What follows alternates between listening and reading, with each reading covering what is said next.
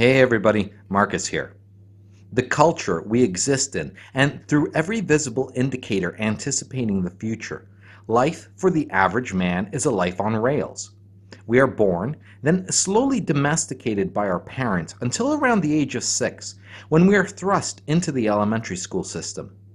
After the passage of kindergarten, we see a succession of 8 years where we learn to conform to the expectations of a grading system that demarks our worth based on performance.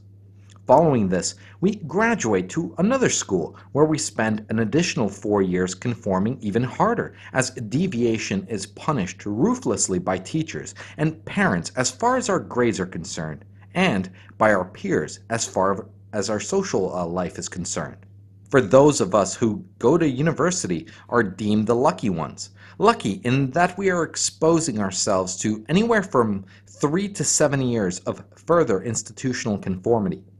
At every stage of the game, we have someone telling us what to do.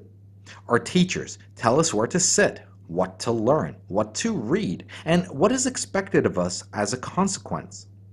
Our life outside of school is not all that much different. Our parents tell us what to eat, when to sleep, when to wake up, and how long to watch television, spend outdoors, and so on. A man can go from birth to the age of 25 having never been alone. Up until the end of high school, he will live with his parents. If he goes on to university, he often continues to live with his parents, and if not, then he will likely be living in an academic hall with a roommate or a student house shared by many others due to financial considerations. By the time he is near to finishing his education, he will most likely have had a girlfriend for, a sufficient period of time to warrant moving in with her, as that is the normal order of things.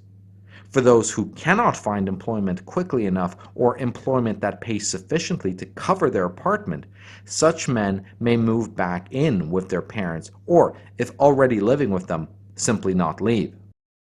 There's never a period in a man's life when he experiences solitude. There are also no clear markers delineating childhood from adulthood. Though there are milestones such as getting a driver's license, graduation, voting rights, drinking and smoking rights, and our first job, these are staggered and in themselves provide no meaningful guide to life.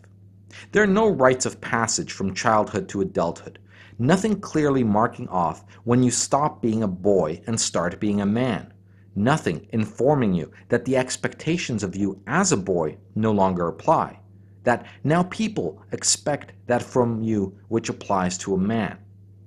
But more importantly, there is no rite of passage informing you what you should expect as a man, the challenges you will face, the assumptions others will make of you, the way you can be preyed on, manipulated, or exploited. There is no rite of passage from the identity of a child to that of an adult man. Some of this guidance would have come from your father, your male teachers, and other male role models you came across as you went down the rails of the education system. But today, many men are born to no father, few male teachers, and most likely effeminized male teachers when present. The extent of the guidance a boy receives can be summed up in a few sentences. Get a good education, get a good job, find a woman you can settle down with. Not only do men today have no opportunity to find out who they are as individuals, they are not adequately guided to even adopt the defunct traditional role of a man. In other words, no means are introduced to them to find their own identity, and a prepackaged identity is only half-assedly hoisted upon them. Now, none of what I have just said is new or even all that interesting. But I believe that the search for identity, the search for one's own authentic self, having never been taught to men, is a problem that has overflowed onto MGTOW, and with every year becomes a more apparent expectation placed upon MGTOW. We have a number of phenomena occurring within the MGTOW community. But first, let us make the simple distinction of the constitution of the community. There are content creators who represent a small minority of all MGTOW, and then the mass of men who consume this content. Of the content creators, there are those who produce videos for a time, anywhere from a few months to a year, and then disappear. Then there are those who produce content for longer than that. Of those who consume content, I believe we have a similar phenomenon. There's a contingent who listen for a few months, and there are others who listen for years. One common complaint from listeners is that the creators keep covering the same themes over and over. Now, this complaint can manifest itself into the impression of stagnation within the community. Statements are made that people need to stop talking about the same subjects and just go their own way. To this, rebuttals by content creators state that new men keep flowing into the community and benefit from the repetition. Some MGTOW stop calling themselves MGTOW. Content creators are classified as introductory 101 material or advanced material. Wars between content creators happen from time to time, giving the impression of fragmentation. Listeners create divides on who is and who is not MGTOW. Sometimes projects are put forward, like the Mayor's Homeless Outreach Project, Barbarossa's book, and the fundraiser for Tito's bail money. Animosities form between content creators, like those between Sandman and Stardust, Messenger and Immortal, and probably others I'm not aware of. There are MGTOW websites outside of YouTube, like Shedding of the Ego, MGTOW forums, MGTOW.com, and plenty others. By looking at all of this, it is hard to make heads or tails on how to unify all of this into one coherent system. Clearly, what we're all doing seems to be working, though. However, what is the underlying structure that keeps it all from collapsing in on itself and preventing schisms? What is MGTOW? What is that thing that requires such an infrastructure? Well, one answer that has been given is that MGTOW is the last male-only space. Now, this thesis is hard to disagree with, except that there's an expectation from listeners towards content creators as to the nature of their content. I mean, surely, if my channel was filled with videos talking about furniture, it would not be accepted as a MGTOW channel. There's an expectation as to the kind of content that I produce. Now, what is this expectation? Is it expected that I talk about female nature and nothing else?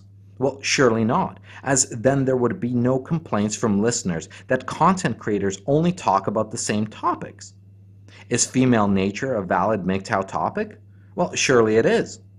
Other valid topics seem to be videos broadly covering any form of male-female dynamics, laws that hold a gendered theme, feminist activity, and pretty much anything that pertains to men, exclusive of any other quality than them being men.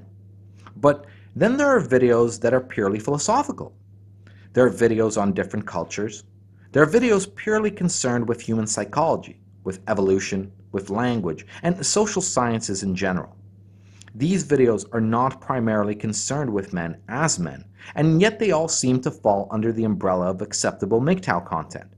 However, I would wager that science videos concerned with, say, botany, geology, or computer science would not be accepted as MGTOW content, well, at least not as a mainstay topic. How do we resolve all these themes? The theme I find unifying all videos that ultimately are accepted as MGTOW content are those that deal with identity. Now, every MGTOW video ultimately boils down to the search for identity as a human being, or as a man specifically. I posit that the entire MGTOW project and all the previously enumerated infrastructure is solely focused on nurturing and developing male identity within those who come to MGTOW. The MGTOW project in this way becomes a modern-day rite of passage. Now, this might seem like a strange claim so let me elaborate. There are many cultures, including our own, that have various rites of passage that foster an identity for those who go through them. One example is the military. The purpose, say, of boot camp is to take a civilian and imbue in him the identity of a soldier. Now, this demands both physical and psychological training. A man must not only learn how to shoot a gun, he must be psychologically conditioned to point it with intent at another human being. The process, say, stereotyped in Full Metal Jacket, demonstrates this clearly. The drill sergeant will strip the individual of his former identity in order to bestow upon them the common values, habits, and dispositions of a soldier. The military takes diversity as input and as output produces the homogeneous identity of the soldier. This is made explicitly clear in that desertion is punishable by death. Now, this should not be conflated with the notion that a rite of passage strips you of your individuality, only that identity will inform the boundaries within which that individuality operates. Just look at Army veterans. Most, if not all, tend to continue to see themselves as soldiers long after they leave service. They keep their uniforms and medals. They attend memorials and funerals of ex-members of their old divisions. Semper Fidelis, or more commonly, Semper Fi, the motto of the American Marine Corps. It's a Latin expression meaning always loyal. Once a Marine, always a Marine, even after 30 years of being, say, a baker post-discharge. Now, rites of passage have always been a male thing. Every rite of passage in turn produces an identity. In fact, Arnold van Gennep, a Dutch-German-French ethnographer, studied rites of passages across many cultures and discovered they all share the same basic structure. His book, entitled The Rites of Passage, published in 1909, describes the mechanism in the following manner. A rite of passage is divided into 3 phases: an end, the severance from your previous life; a middle, the process you undergo; and finally, a new beginning, the reincorporation into society with your new identity. The first phase, the end, is the designated moment when a person exits the life and identity they had carried with them up to that point. It is a mere moment in time that simply marks the beginning of the second phase. The second phase is also known as the threshold. The central experience of the threshold is always performed in a secluded, wild zone away from the encroachments of the general public. It is a space reserved for only those undergoing the rites. Gennep writes, "A rite of passage always includes one or more ordeals or trials. The boy's experience of the trial is the formal confirmation of his readiness to take on the role of manhood. Though threshold trial models are many and diverse, certain taboos or means of being tried are common to most. One is the trial of aloneness or solitude. The boy is denied the support and comfort of others and is left alone in a wild place for extended periods of time. With no one to go to, he is forced to deal with outward circumstances by discovering inner resources of strength and resolve. Without other human eyes to judge him, the candidate watches himself be. Apart from the accoutrements of his boyhood life, he learns what is essential to him and what is not. The closed door of his heart opens to the beauty and mystery of the natural world around him. Another restriction almost universally practiced is the prohibition of food. Among ceremonial tools, fasting is one of the oldest and finest. The candidate's psyche is open to orchestration by the elements and rhythms of the natural world." And now on the role of male midwives. One of the most important components in any model of an adequate rite of male passage is the presence of older men, or elders, who supervise and enrich the progress of the young men through the ceremonial birth canal. The older men help the younger men to bring themselves forth. They're not there to answer questions, but to ask them. They work to enable their charges to give birth to answers of their own, to know themselves. The midwives are exclusively male, because the time has come for the boys to become men, to live in, to respect, and to accept the men's world. A father must not be the principal midwife to his son, as the past often shadows them with too many habits for the father to be an effective teacher, or the son an attentive learner. On the role of discipline and work. The classic archetypical male is unaccustomed to self-indulgence. He has learned to accept hardship as his lot. He does not brag of his harsh life, nor does he secretly hope his woman will pity him. This is the man's way. Any passage rite for men must include components of hard work and self-discipline. The candidates must be expected to be part of the group, to pull their own weight. Hence, the young men facing adulthood must be gathered together within a communal order where each has his work and does it as part of the preparation for the passage. They must be expected to accept the discipline that communal living brings and to seek the joy that comes with the exercising of self-control and the intimate knowledge of the meaning of work. On sexual instruction. Sexual instruction and advice on marriage is traditionally a part of ceremonies of passage into manhood. The importance of a young man coming to understand and accept the power of his own sexuality cannot be underestimated. Any ceremony of passage into adulthood must take into account the young man's sexual growth and relationships with women. Open, honest, adult sexual education would seem necessary and appropriate. Now, the outline that Ginep presented is the generic rite of passage model he observed occurring amongst tribes as it pertained to making a boy into a man. Now, I have omitted sections that were, grossly gynocentric, as I felt they added no value. Of what I have read out, however, we can see a clear formulation of an identity. A boy is cast into solitude and starved in order to be left to his own wits. This is the beginning of the formulation of his individual identity. Now, this is something Nietzsche talks about in Ecce Homo. Nietzsche states that man no longer knows how to be alone. Only in solitude will you stop being a mirror of other people's expectations and have to face yourself. Only then will you even notice yourself. Outside of these trials, you have older men who ask probing philosophical questions of the boys in order to make them think about themselves and their role. Now, these boys would also be tutored in sex and the male-female dynamic. Now, this sort of rite of passage varied in its duration, but in some cases it was a full month. Once the boy underwent the exorcism of his past identity through purging rituals like fasting and pain, the older men would ingrain on him his new identity as a man. When this was done, the boy would move into the last phase, the beginning.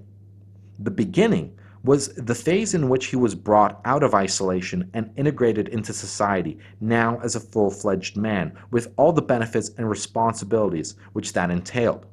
So, having covered all of this, how does MGTOW fit this model? Well, if you think about it, what do MGTOW content creators have as an end goal of their videos? Well, I would say that the common answer would be to educate other men as to the state of the world as it pertains to men. Now, Barbarossa has a saying that we were all manginas once. Well, this I believe is true. We were all blue pillars with the very rare exception.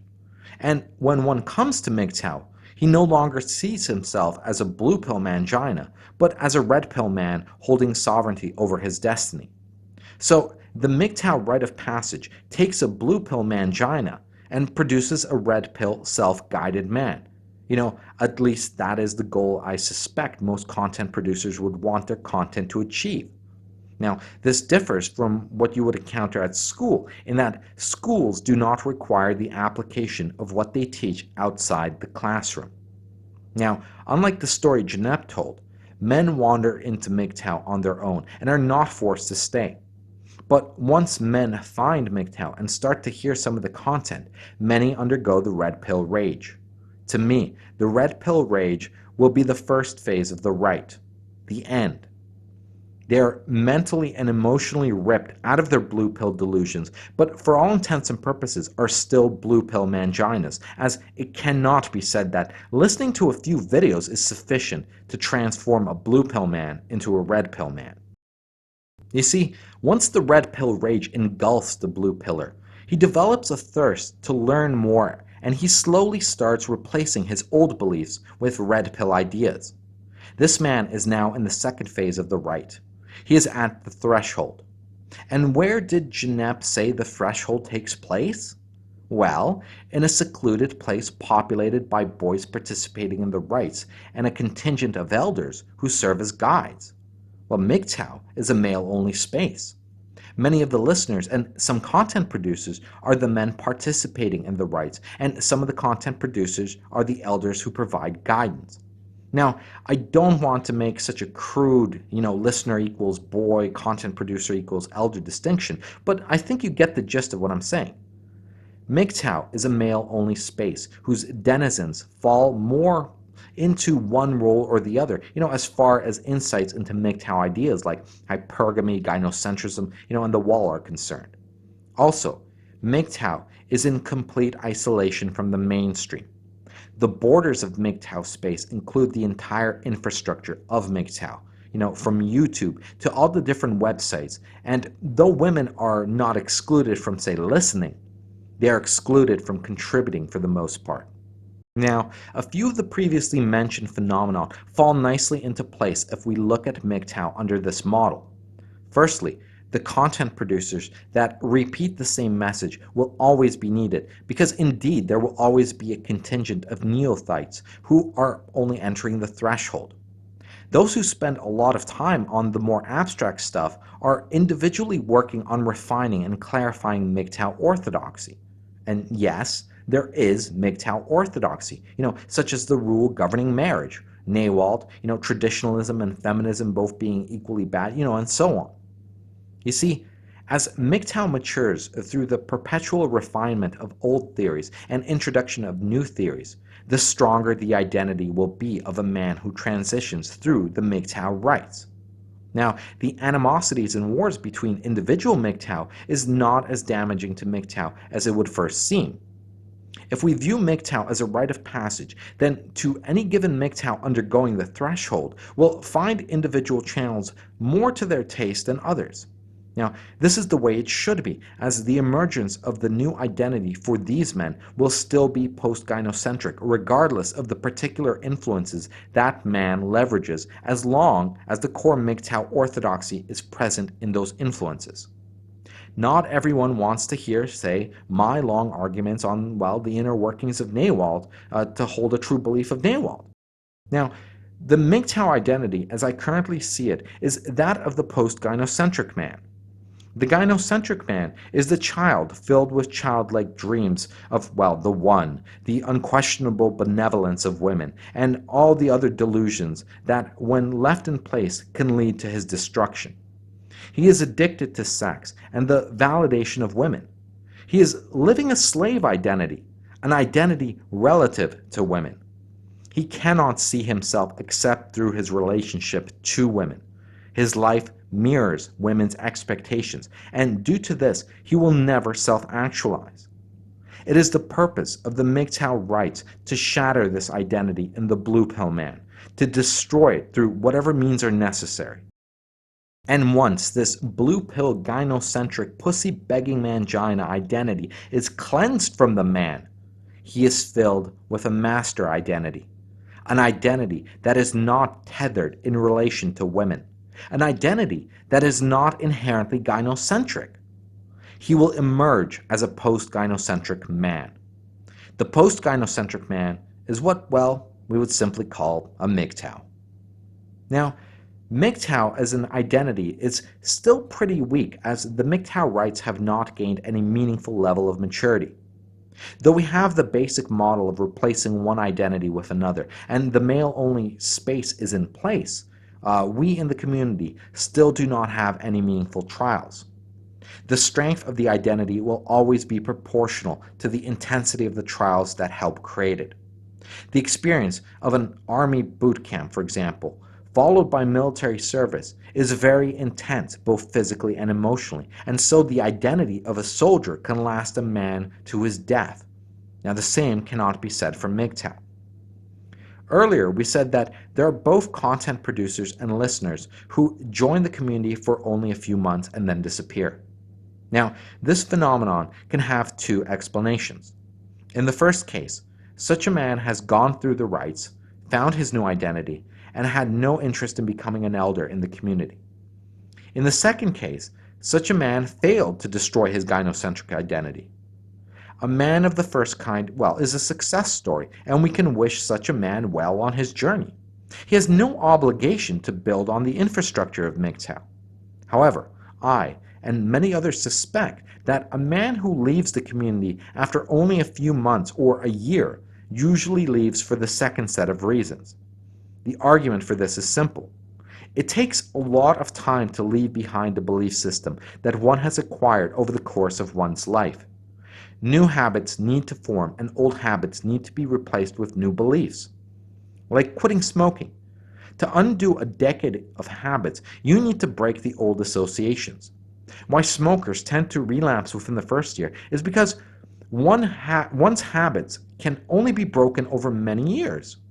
For example, if you smoked every Christmas for 10 years, then quit in January of year 11, you may be smoke-free until Christmas, but then all the Christmas triggers relating to smoking will make their first appearance as a smoke-free man.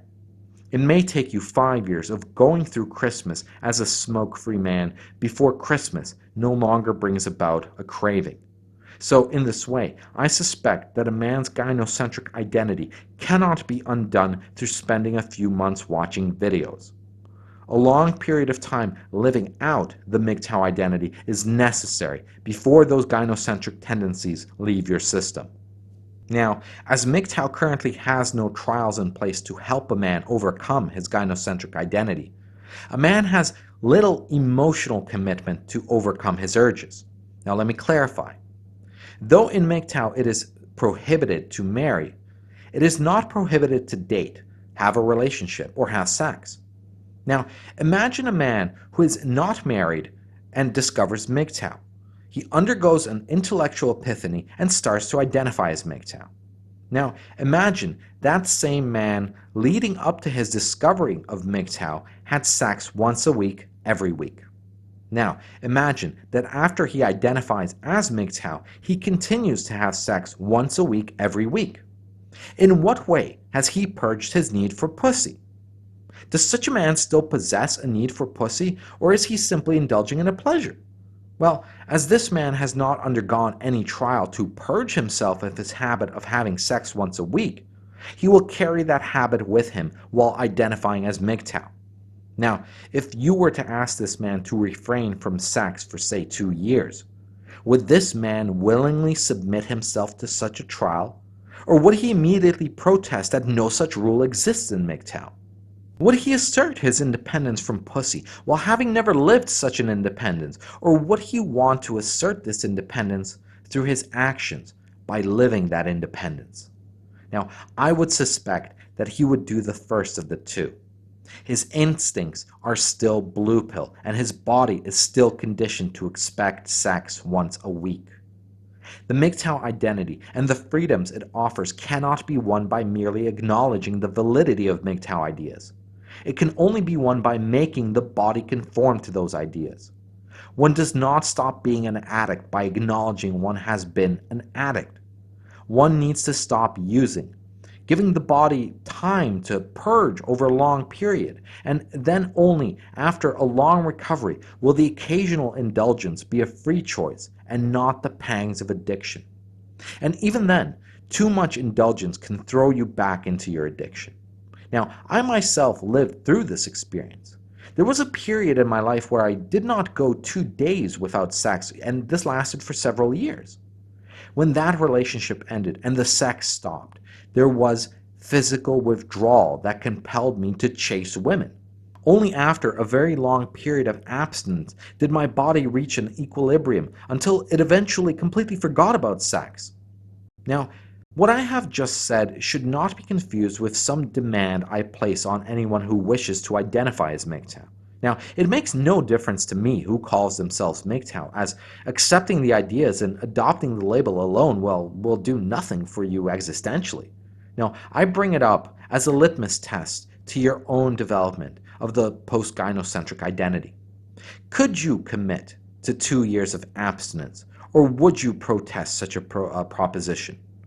Have you ever gone any meaningful amount of time with no sex in your life after you started having sex?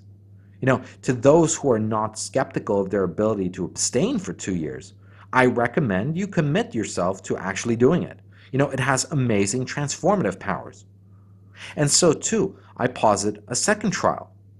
As I have earlier described, The life of the average man is almost entirely spent living with someone, be it your parents, a girlfriend, or a housemate. If you have not spent 2 years living alone in your own apartment, I would urge you to do so. Now, this is the trial of solitude that Genep calls out as part of the threshold. Engaging in these two trials will strengthen your post-gynocentric identity, and once they are completed, your decision to have sex or live with others will come from a position of strength and not from fear or pangs. However, if you do go through these trials, I suspect you won't have much interest in either. So, in this account, those men who come to the MGTOW community and disappear after a few months or a year have not sufficiently put into practice MGTOW ideas. They did not purge their physical addictions, and as such dropped out of the threshold and back into their blue pill gynocentric identity.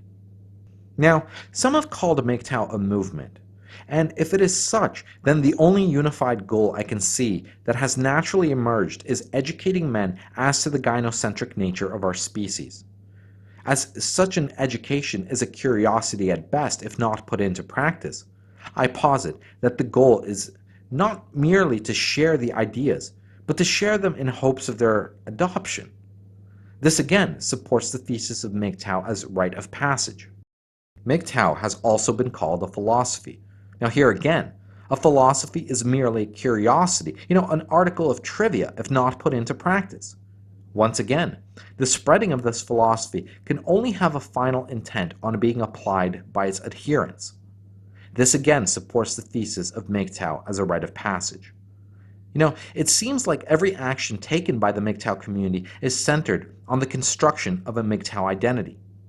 Even initiatives such as the Mayor's Homeless Outreach Project or Barbarossa's book are articles designed to imbue a sense of achievement to the identity of MGTOW, and by extension, overflow to those who bear the label. Thanks for listening. Go team.